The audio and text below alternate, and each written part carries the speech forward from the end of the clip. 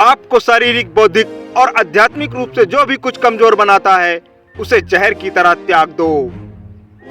हमारा कर्तव्य है कि हम हर किसी को उसका उच्चतम आदर्श जीवन जीने के संघर्ष में प्रोत्साहन करें और साथ ही साथ उस आदर्श को सत्य के जितना निकट हो सके लाने का प्रयास करें।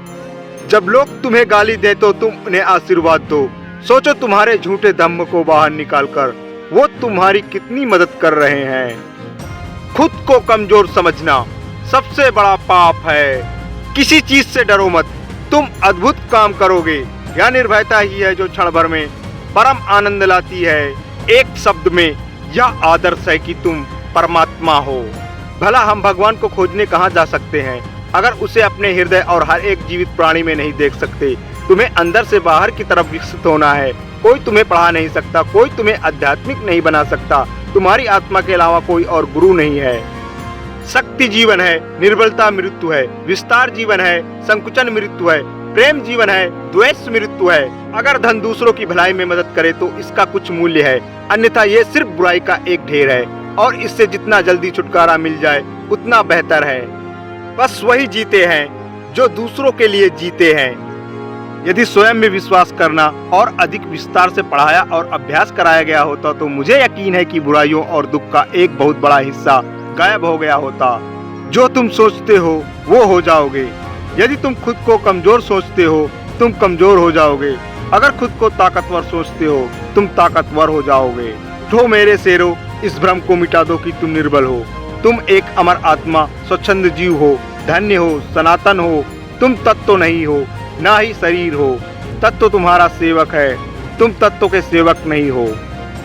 हम जितना ज्यादा बाहर जाएं और दूसरों का भला करें, हमारा हृदय उतना ही शुद्ध होगा और परमात्मा उसमें बसेंगे। आकांक्षा, अज्ञानता और असामान्यता यह बंधन की त्रिमूर्तियां हैं। हम जो बोते हैं वो काटते हैं। हम स्वयं अपने भाग्य के विधाता हैं। हवा बह रही है, वो जहाज जिनके पाल खुले हैं इससे टकराते हैं और अपनी दिशा में आगे बढ़ते हैं, पर जिनके पाल बंधे हैं वह हवा को नहीं पकड़ पाते। क्या वह हवा की गलती है? हम खुद अपना भाग्य बनाते हैं। श्री रामकृष्ण कहा करते थे, जब तक मैं जीवित हूँ तब तक मैं सीखता हूँ। वह व्यक्ति या वह समाज जिसके पास सीखने को कुछ नहीं है वह पहले से ही मौत के जबड़े में है। जिस तरह से विभिन्न स्रोतों से उत्पन्न धाराएं अपना जल समुद्र में मिला देती हैं, उसी प्रकार मनुष्य द्वारा चुना हर मार्ग चाहे अच्छा हो या बुरा भगवान तक जाता है। कभी मत सोचिए कि आत्मा के लिए कुछ असंभव है। ऐसा सोचना सबसे बड़ा विधर्म है। अगर कोई पाप है तो वो यही है कि ये कहना कि तुम निर्बल हो या अन्य निर्बल हैं। किसी की निंदा ना करें। अगर आप मदद के लिए हाथ बढ़ा सकते हैं तो जरूर बढ़ाएं। अगर नहीं बढ़ा सकते तो अपने हाथ जोड़िए और अपने भाइयों को आशीर्वाद दीजिए और उन्हें उनके मार्ग पे जाने दीजिए।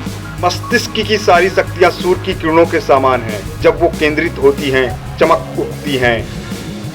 यह भगवान से प्रेम का बंधन वास्तव में ऐसा है जो आत्मा को बांधता नहीं है बल्कि प्रभावी ढंग से उसके सारे बंधन तोड़ देता है। अगर धन दूसरों की भलाई में मदद करे तो इसका कुछ मूल्य है, अन्यथा ये सिर्फ बुराई का एक ढेर है और इससे जितना जल्दी छुटकारा मिल जाए उतना ही बेहतर है। दिल और दिमाग के टकराव में दिल की सुनो।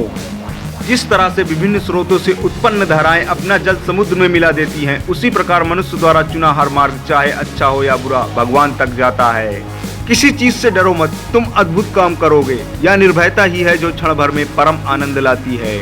भगवान की एक परम प्रिय के रूप में पूजा की जानी चाहिए, इस या अगले जीवन की सभी चीजों से बढ़कर। इस तरह से विभिन्न स्रोतों से उत्पन्न धाराएं अपना जल समुद्र में मिला देती हैं, उसी प्रकार मनुष्य द्वारा चुना हर मार्ग चाहे अच्छा हो या बुरा भगवान तक जाता है।